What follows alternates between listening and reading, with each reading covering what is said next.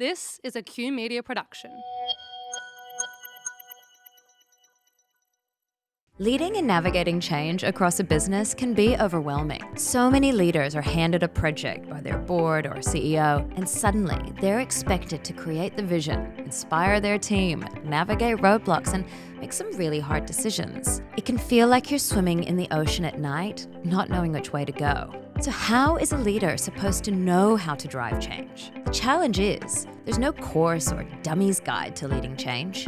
Until now. This is your crash course in leading change, and I'm your guide, Lauren Ryder. In this podcast, you'll learn from top C-suite and executive leaders who've driven impactful change across their organizations. No matter what project you're leading, maybe it's a sales transformation or a restructure or a digital transformation, either way, the approach to leading change is the same. It all starts with an inspirational leader, and that's you. Welcome to the Leading Change podcast. This week, I speak to Tanya Graham, the Executive General Manager at HealthScope, where we talked about humanizing digital transformation. We spent a lot of time talking about the human aspect of change, how we use language, how do we create oh shit moments, and what makes a successful transformation. We also talked about how to manage resistance from boards and also some top tips for running your own digital transformation. Enjoy the episode. Hi, Tanya. Nice to have you. Hi. So digital transformation is a total buzzword.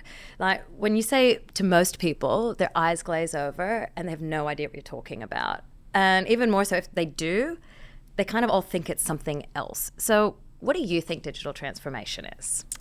It's a really good question. And I think you're right. Like everyone has a completely different view of what digital transformation is. And that's probably a good thing because it probably is a different thing for different organisations and different people. Everything from, digitisation, removing paper out of an organisation to, trying to improve experience in the way that people might interact with a product or a service. So it's pretty broad, but essentially, I guess it's about modernisation and trying to get creative with the experience you're trying to create for your customers. So how would you actually start that? What would you actually look into if your business said, well, what's the problem? How would you actually say, I need digital transformation? Yeah, I think it's good to link it back to what are the business kind of outcomes and problems you're trying to solve or the opportunities that you're trying to capitalise on. And really trying to define, what are those customer outcomes that you're really trying to deliver, and therefore, how can technology then help you to get there faster or in a more creative way? But yeah, I think you've got to really unpack what those customer outcomes are. Yeah, cool. I might just rewind and say how we met, because we actually met years ago. I think it was probably 10 years ago now. I reckon it is almost 10 years ago. I reckon, yes, yeah. And so you were actually a client of mine, and I think you were sort of manager of strategic programs at the time, and I loved working with you because you were able to take these really complex IT projects that we were rolling out and actually just simplify them and actually take them to stakeholders. And I was kind of wowed and amazed at that time how well you did that. And I've watched your career blossom since then. But if we go backwards, how did you get to where you are today? That's a really interesting question, and I have no idea. I had no plan. Or actually, no, I tell a lie. When I left university, I had a 10-year career plan, super organised, all mapped out. And I was going to be, the director of operations. I started off life in manufacturing and operations, and I was going to work my way up the ladder and become the boss in the operational space. But that really quickly changed, and I guess my career has always been driven by an exciting opportunity that's sparked my interest. And I guess for me, with my career, when you look back, I've worked across different industries. So pretty much every time I've changed roles, I've changed industry. And that's always been about, well, what's the opportunity? What's the opportunity to create something new, create something different, really have an impact? And I guess so transformation has always been the theme all the way through. And that's pretty transferable between any industry. And very quickly, technology became a theme as well. And of course, as technology has advanced, it's become more around digital. But essentially, it's around technology and what you can do with technology. Excellent. So if we start looking into some of the really cool projects that you've looked after, so maybe take one, for example, let us know kind of what industry it was, what were you trying to do, maybe delve into it and kind of explain what was the need for it and what were you trying to achieve? Yeah, I think one of the interesting projects actually that, fits into a little bit into the digital space or the early digital space was from a company where we worked together years ago. And I guess essentially the issue that we had at the time was social media was taking off. People were using social media more and more and more to voice their comments, complaints, concerns. And as an organisation, we didn't have a way to get visibility of all of that information. So, customer complaints, it was, an organisation that had a number of facilities in the community. And of course, those kind of complaints then start to snowball and end up on local Facebook groups and can really damage your reputation and your brand as well. But we had no way of actually looking at that information or pulling it all together. So we had, a random person in a team looking at a Facebook site. We had people kind of in the facilities that might have conversations with customers, but that didn't really go anywhere and wasn't consolidated. So we didn't really understand what the themes were or where some of the bigger challenges were that we could probably jump onto and address.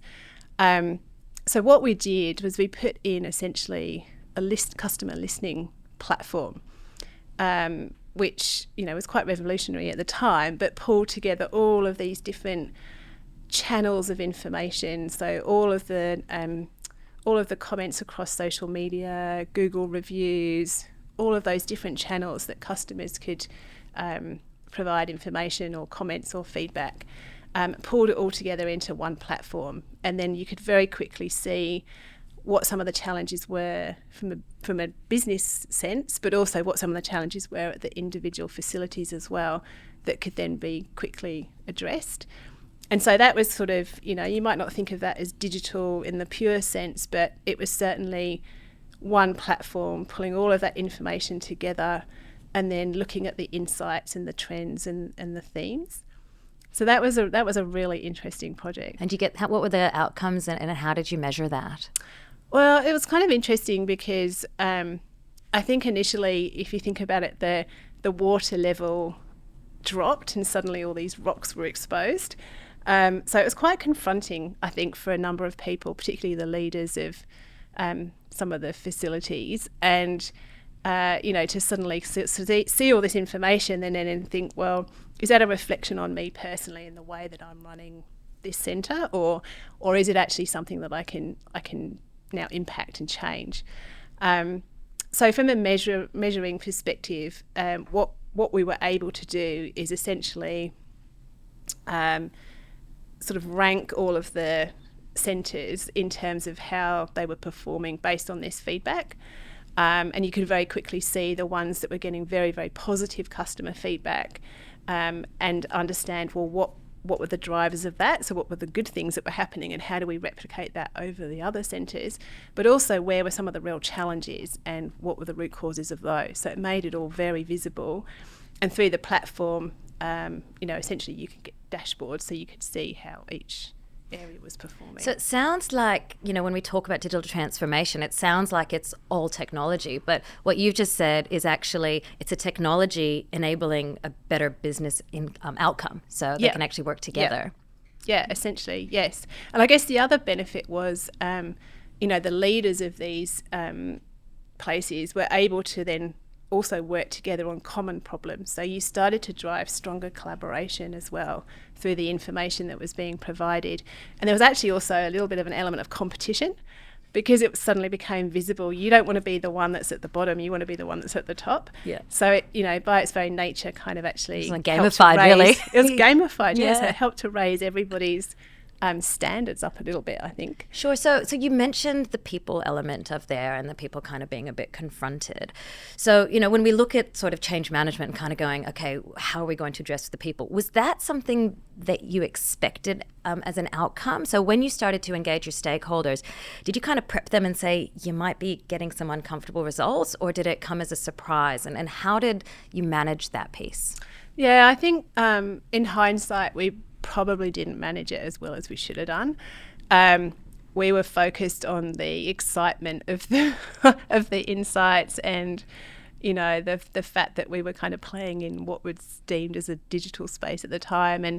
And we sort of considered the fact that this information was going to become very visible to everybody, but I don't think we really understood the impact that would have on people on a personal level. And so there was obviously some resistance in the early days because some of it was a little bit confronting, where some of the comments can be quite brutal from customers. And yeah, I don't think we really thought that through, and we didn't apply a proper, like a really in-depth change management approach to what we were doing, and we probably should have done. We probably should have thought about the people impacted a lot more. Yeah. So what would you have done differently then? Yeah, I think, I think we fell into the trap of looking at it too much through the technology lens. And I think you've got to think very carefully about the people side and also the process side as well, because we needed to wrap some processes around what we were doing.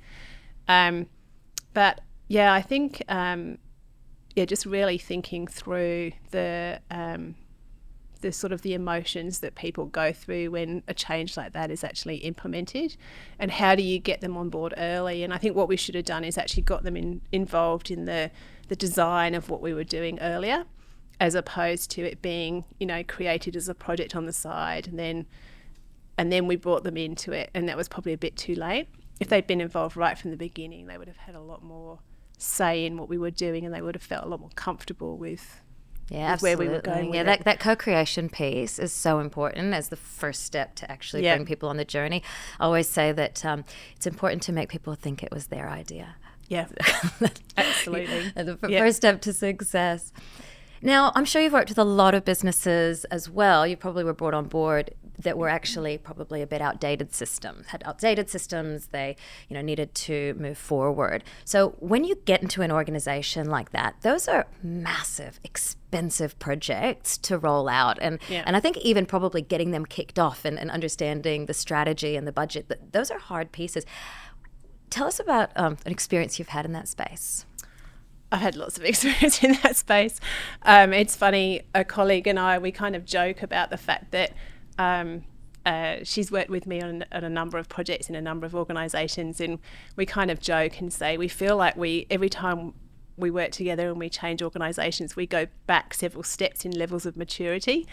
And I shouldn't be surprised now, but there are a lot of organisations that still have a long way to go in terms of their maturity around technology, and it takes a lot of investment, and it's not a quick and easy thing to change either when you've got a lot of legacy technology, particularly if it's on premise, it's been around for years, and it's the core technology that runs the business.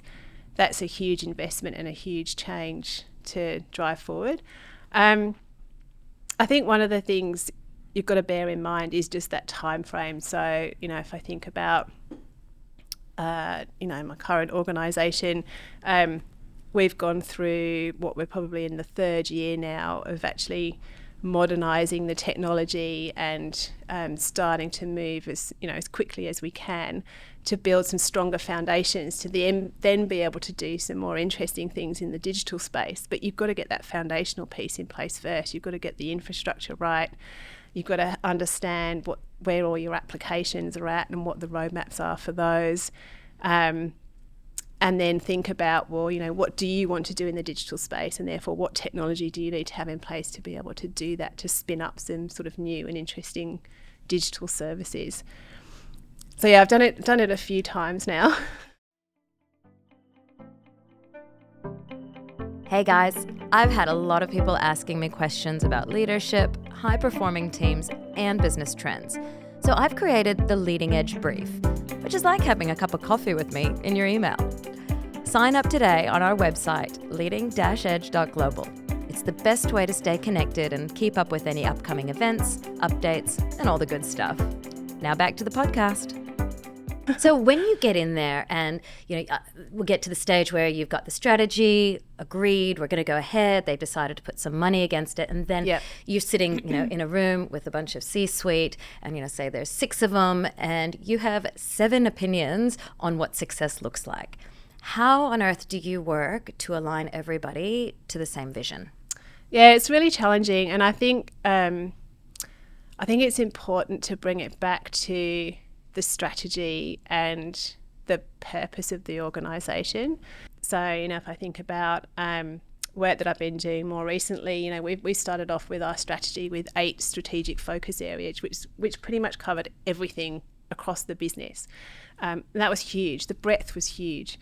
And clearly we found within sort of 12, 18 months that we just did not have the capacity to drive that level of change in 8 kind of core areas of the business. And so, at the end of last year, as an executive, we made a conscious decision to narrow our focus down into 3 areas and just make sure that we could define those really well and then deliver the change across those really, really well.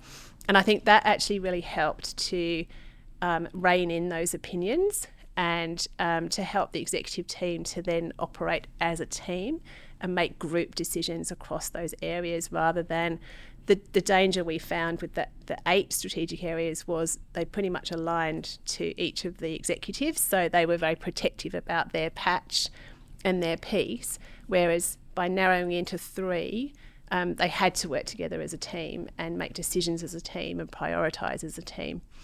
So when it comes to them then leading the change and actually taking it out to the business, how did you choose who was going to be the sponsor for that project and to drive that through? Yeah, I think, in this instance, it was pretty obvious because of the 3 areas, 2 of the 3 sat with one executive and the other one sat with another. So essentially we've got, out of an executive team of, say, 8 people, we've got 2 executive sponsors that sit across the bulk of what we're doing strategically. And that works really, really well. And I guess all of the other executives have a role to play because their teams are either supporting or enabling what's happening. So everybody has a role, but I think it's a lot clearer now that we've got that narrowed focus, and helps us, in terms of prioritising where we spend the money and where we direct resources to as well. So I've been through a lot of these projects as well, and I find that you've just mentioned 3-year programs. These aren't little projects that you can get done in a few months. These are massive and they're big. And as we say, it's a marathon, not a sprint. Yes. And people get tired in a marathon. Yes. How do you keep that excitement? Because, it's the leaders who need to lead it, right? How do you keep them engaged and driving and sort of not disappearing onto the next big thing? Yeah, and I think if I use the example of what we've been working on recently, it's a healthcare organisation. So we've come out of 3 years of COVID. So I think, I know everybody's had lots of different experiences, but I think from a healthcare perspective, we do have a very exhausted workforce. A number, we have challenges with turnover, and that's not just us, that's across the industry, where people are, leaving the industry because they are exhausted and they just want to do something different. So for us, I think it's, those challenges aside, from a strategic perspective, we're trying to paint a change story and a vision that is compelling for people. And we're trying to, be as creative as possible around that. And I think, up until recently, we had taken a very programmatic view and, talked about, these are our major projects and this is what we're delivering and this is when they're coming. But if you're a nurse, that doesn't really mean a lot to you. So what we're now doing is taking a slightly different lens and actually looking across the major projects, and say there's 10, and thinking about, from a nurse's perspective, what do each of those projects mean for a nurse? Some of them are relevant and highly impactful, and others probably won't impact their role at all. But pull all those pieces together and then actually craft a bit of a story so a nurse can understand, all right, this is how my world is going to change. This is how my job's going to change for the better. And this is what it's going to kind of look and feel like when all these things are in place. And then do the same for, like a nurse unit manager and then a general manager. So each group of people kind of understand what's coming, rather than it feeling like this scattergun of projects that are just being fired from somewhere that they just have to deal with. So we're trying to take a much more creative view as to how we sort of paint that picture for people. And it really goes into that what's in it for me piece, isn't Yes. it? Because the one thing that I've learned is that people actually don't care about anything except for their own job. Yeah. And what it means for them. So that was really interesting, talking about kind of the nurse's journey. And I'm guessing there's like new technologies that you're introducing along the way, and getting them all inspired and excited is all fair and good until you remember that they actually have a day job looking after patients. So I'm guessing you're probably facing a little bit of resistance. Yeah. How do you manage with that? It's a really good point. And it is a challenge, just trying to get people's time for, just being able to explain to people what it is that we're doing and, and what's coming. And then creating the time for people to go through training so they understand how to operate in a new way of working. I guess we're trying to make sure that we're making things as simple as possible. I mean, in a classic sense, in a project that we're literally just rolling out at the moment, and we've gone into pilot and we're about to scale, we've mobilised a change champion network. We've got people from our hospitals who are embedded in the project team, who are advocates for what we're doing, and we're really focused on how the project is going to change the experience for the better and actually give them time back. But essentially, it's as I say, the Change Champion Network I think will be helpful, but just trying to really kind of build out the experience for people.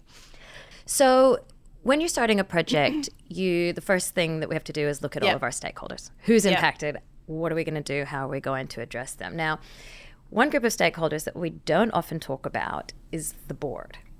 Yep. And there's a lot of boards out there with a bunch of crusty old men who don't really know anything about digital technology. And I'm guessing you've probably presented to a few of these. How do you get them on board? How do you speak to an audience that might not actually get what you're trying to present? Yeah. Luckily, boards are changing for the better. And so I suppose recent boards that I've worked with have been a lot more dynamic. But yes, I have presented to a board in the past that was very the same in terms of its composition, so maybe we won't go there. Our current board are amazing, made up of a really diverse group of people who are also investors in the business, so they have a vested interest in what we're doing. But I think it's hard at the beginning because everything is really conceptual. And so you're talking about a strategy, you're talking about a business case, and it's all, on paper, and it's all very theoretical about what's going to be delivered and how much it's going to cost and what the benefits are and when they're going to be delivered, which is all great and it needs to happen, and that's the discipline and the governance across a piece of work. But I think what really starts to hit home and get people excited is when you can then physically show them something. And, I had an interesting experience just recently with our board where we showcased our first bot. So, we're going down the path of robotic process automation, and we created a cute little video. It was a little bit cheesy, of our first bot working away, processing an invoice. And it's literally a 2-minute video, but the board absolutely loved it. And, the conversation shifted instantly from, there's obvious efficiencies with putting something like that in and cost savings, so all the financials and the KPIs, but the conversation instantly went to, but what are we going to do now with this technology in the future, and what are the opportunities, and how can we bring in some of the more recent emerging technology to start to layer on top of this to give us even more advantage and create even more outcomes for our staff, essentially.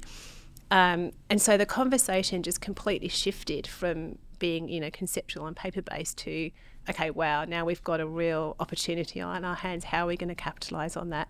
So I think for me, obviously you've got to go through some of those early stages and you've got to try and generate some excitement. But as soon as the earlier you can showcase something, the better, because then you're just going to get more and more buy-in to continue down that path.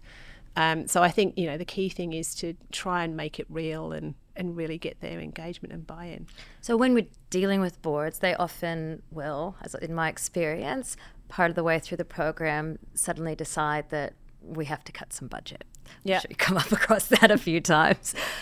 How do you decide what to do? Because, when you've created a whole transformation strategy, they all feel very intertwined, each of the pieces, and that's how a big program is designed. If you suddenly say, guys, sorry, we're going to have to cut scope, how do you prioritize that? Yeah, in the way that I tackle things is that, through creating the strategic program or portfolio in the first place, is to go through a lot of rigor to make sure that the things that actually make the cut are the really, really important things that are going to make a difference and turn the dial. But yeah, there's always situations where, for whatever reason, there's either financial constraints or there's capacity constraints, or as we talked about, we're literally saturating the organisation with change and we need to pull the pace back a bit. And I think what the language I tend to use is it's more about we're going to resequence things. So, I've learned over the years that to use the language about deprioritising or cutting or stopping just has such a disruptive effect on the teams, because often you are just, pausing or, like I say, resequencing things because you literally can't deliver everything at that point in time. And most of the things that you want to deliver are still very valid, but you just need to stretch them out over a longer period. And that obviously people understand that a lot more. They can relate to that a lot more. And so I think, again, it's about making sure you're taking the time to explain the decisions and what that means. And, we're not going to do that piece now, but what we're planning to do is make sure it's included as a priority for next year. And so that's the approach that I've started to take over the recent years, and I found that is a much more positive outcome and really kind of protects the relationships in the projects. Language is so important. Yeah. Why you need a comms person on your project. Yes. Yep. So we talked a little bit, you mentioned the video, and actually it reminded me of when we worked together. It was actually, we were rolling out a tool across an organization that no one really understood, and we actually created a video for it. You were the star of the show, if I seem to remember. And it was great, and it was actually the first time that I had used a video, and since then we've been doing a lot more of it, which is a great creative way. But are there other creative ways that you've been able to engage people across an organisation to kind of inspire them? Yes, and I think we've started to use some language around our change management, which is around, it's actually through an organisation called Ben Delta, the alchemy of change. So we've got a change management methodology like most organisations do, but what the alchemy of change does is it sort of sits alongside the methodology and helps to bring the different components to life. And so within that, they talk about working out what the catalyst for the change is, and then what's the magic. So what's the really kind of that unique piece that you can home in on that's really going to help to engage people, and whether that's a slogan or a symbol or a video or something you can physically demonstrate that pulls people in. There was one example that was used in the training where it was a healthcare organisation in the US, and the person wanted to demonstrate to the executive team how important hand hygiene was, because they were just dismissing it as not an issue for the organisation. And they took into the meeting room a Petri dish for each executive and got them to put their hand into the Petri dish. Oh, no. And then they brought it back 2 weeks later and showed the bacterial growth in each of the Petri dishes to demonstrate, this is a really important thing that we need to make sure we're focused on as a priority as an organisation. Yeah. So it's trying to find those little things that really kind of bring it to life. Yeah, because I think the hardest part in change, they always say it's the desire to change. Like, you can tell people about it and they can kind of go, yeah, I think I know I need to do it, but to actually make them want to do it. I call it an shit moment, where people go, if I don't change, we're going to be in trouble. And that sounds like a great example of that. I think another example was just recently we were showcasing a project to a large group of our leaders, and the project team came up with a great way of getting the leaders bought into it. And the first thing they did was they talked about the benefits and some of the downsides for the employee, and the same for the manager. And then they gave everybody lolly whistles. Remember those? Oh, gosh, yes. And so that was what everybody in the group had to use to vote for, the pros and cons of the employee or the manager. It nearly backfired initially because people started to eat their lollies and then couldn't blow the whistle. But it was a good idea. And then the other thing they did in that session was they got everybody in the group to write on a promise wall. What's the one thing you're going to do, you personally going to do, to make sure this change is a success? And then they've been referring to that as they've now been rolling out the project. They've been referring back to that promise wall. So that was pretty clever. Yeah, a bit of accountability doesn't go astray. Yeah, yeah. Now, you mentioned before that you have somebody who you've brought along to all of your projects. And as much as important to have the leaders and the stakeholders on board and driving and owning the change, your project team is actually super important to be able to deliver this. So I know you've taken people with you. What are the key characteristics of people who you want on your project delivery team? I think really people who understand what a good project looks like and how a successful project needs to be set up and run. The advantage of sort of taking people with you is how each other work. You can hit the ground running. You don't have to have that ramp up of the dance of trying to work out, how do you work? How do I work? How do we work together? So when you find good people, it's great to keep them because, you can work well together. But essentially, I think it's around, people that really understand what good looks like. They've got the war wounds, they've been there, they've seen things fall apart, they've seen things go really well, and just drawing on all of that experience. And then I think from a change perspective, what I look for, there's a lot of variation in, change managers and change leads. You've got some fantastic ones and you've got some that really don't get it enough. But I like to find people who understand the mechanics of change, but can also relate really well to people. And I'm also now more and more looking for that creative spark as well. Like, how are you going to stand out from all the day-to-day noise in a business? So we all want to nail our strategy, right? But here's the thing I've picked up from working with growing companies. Their leaders aren't always singing the same tune. Processes are not built to win, and there's a few key people who could use some skill boosting. The reality is, to make this happen, you've got to get three things in sync: people, processes, and systems. Now here's a smart move to keep that growth growing strong. Dive into our transformation and change programs, or a professional development program for your people. Our team have worked with some of the world's biggest businesses, giving them clear ways of working, upskilling their leaders, and taking all their headaches away from wondering if they're doing it right. We only have limited spots each year, so inquire at our site, www.leading-edge.global, and mention you heard it from this podcast. Now, technology is moving at such a fast rate. We set up a transformation project. It can take a year to get off the ground and then 3 years to roll out. By the time we finish, it's quite likely that the technology that we chose at the beginning is potentially outdated. So how do we actually set up a program so that the organization is not behind the times by the time we actually go live? Yeah, I think that's been a real risk with the legacy technology, where you do tend to put in a big project and then it's a set and forget. I think the difference with the more modern technology now is that particularly with things that are in the cloud, is the vendors are constantly evolving that technology and updating it and keeping it current for you, so you don't have to go through those huge modernization cycles. So from a platform perspective, I think the vendors are then taking a lot of that on for you, which helps to make sure you're not putting in obsolete technology. But then I think it is back to the conversation, though, that constant conversation about how do you future-proof the technology. And I think executive teams and CFOs in particular need to get comfortable with the fact that you might only be putting in a technology for 24 months and then you might be ripping it out and putting something else in. So how do you get comfortable with the payback around that as well? Because that's a whole different dimension.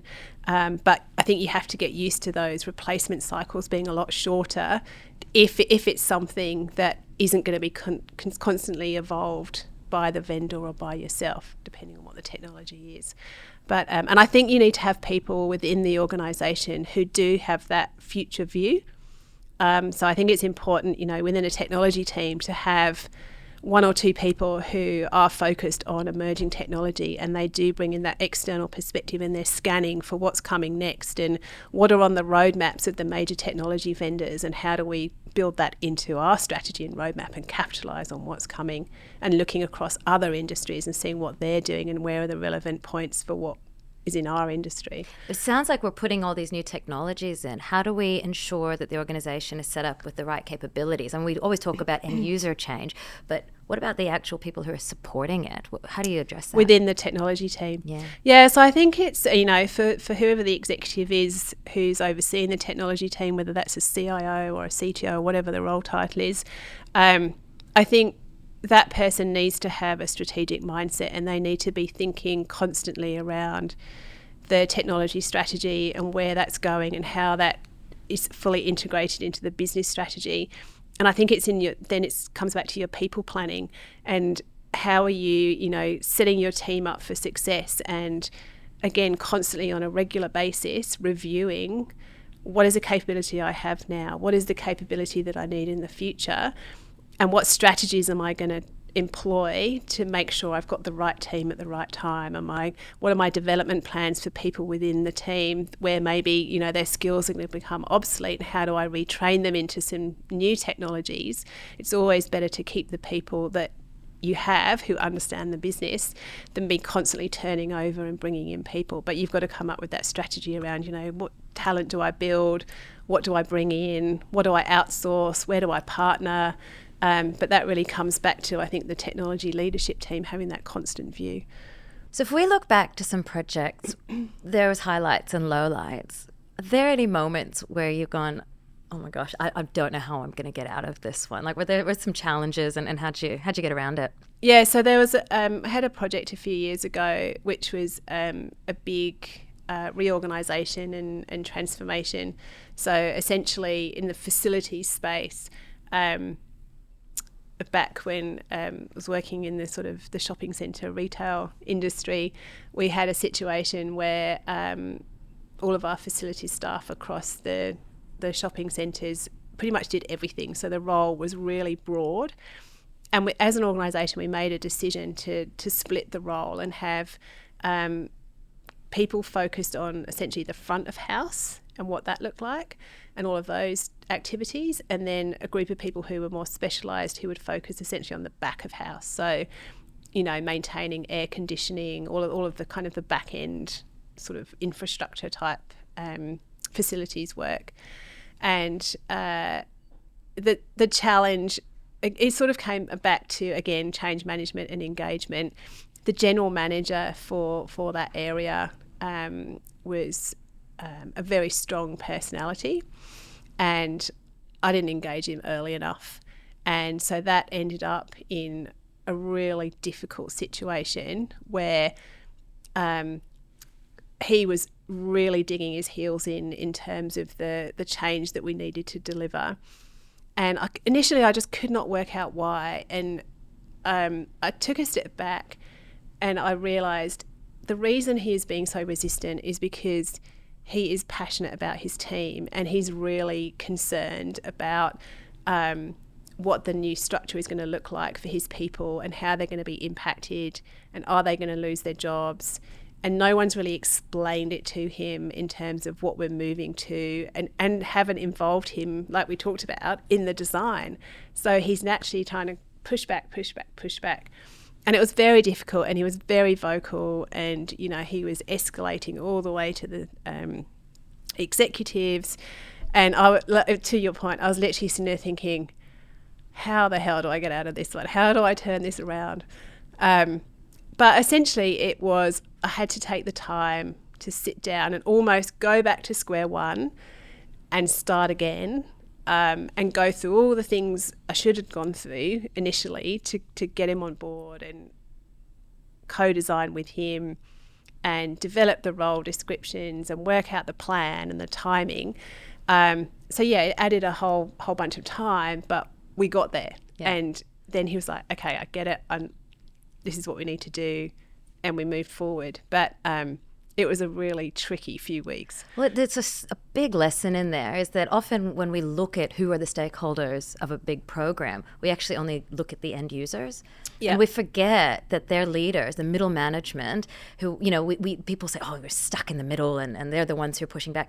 They're only pushing back because they care about their people. Yeah. That they actually want it to succeed. So we actually, when we're looking at stakeholders, it's every single level of the organization. Yes.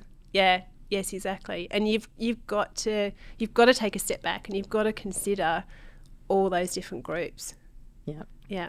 All right. So to wrap up, if you had one tip, trick, piece of recommendation for somebody who's about to embark on a digital transformation journey, what would that be? I don't have one. I've got three. We've talked a lot about people, so I've got to say you've got to invest the time in relationships and understanding who's involved in, you know, the digital transformation that you're trying to create. I think you absolutely need to understand the technology and where that's going. And I think it's very important we haven't touched on this, but I think it's also very important to understand the ethics around the technology as well. And some of the potential risks. So, you know, it's not all plain sailing. So that's an important tip, I think, just to make sure you have really thought about the risks and the potential adverse impact that digitising could create. And then I think the other tip is to make sure you celebrate success as you deliver those changes, because sometimes we get lost and down in the weeds, and it's really important to make sure you celebrate each step of the way. Awesome. Well, thank you so much for coming along today. Thank you for having me.